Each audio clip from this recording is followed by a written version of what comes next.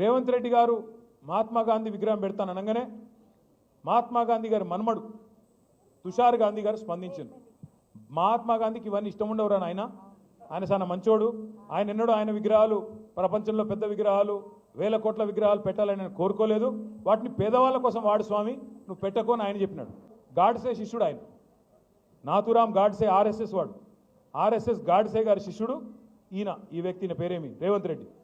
ఇవాళ ఎట్లున్నదంటే గాంధీ విగ్రహాన్ని గాడ్సే పెడతానంటే ఒప్పుకుంటామా సార్? నాకు అర్థం కాదు. మనం గాడ్సే లాంటి వాడు, గాడ్సేకి వారసుడు ఈయన వచ్చాట గాంధీ గారి విగ్రహం పెడతాడట, అది కూడా బాపు ఘాట్లో.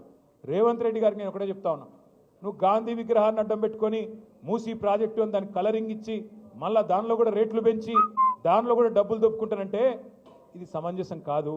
మహాత్మా గాంధీని అడ్డం పెట్టుకొని శిఖండిలాగా నువ్వు వెనకాల ఉండి రాజకీయం చేస్తానంటే మంచిది కాదు. తప్పకుండా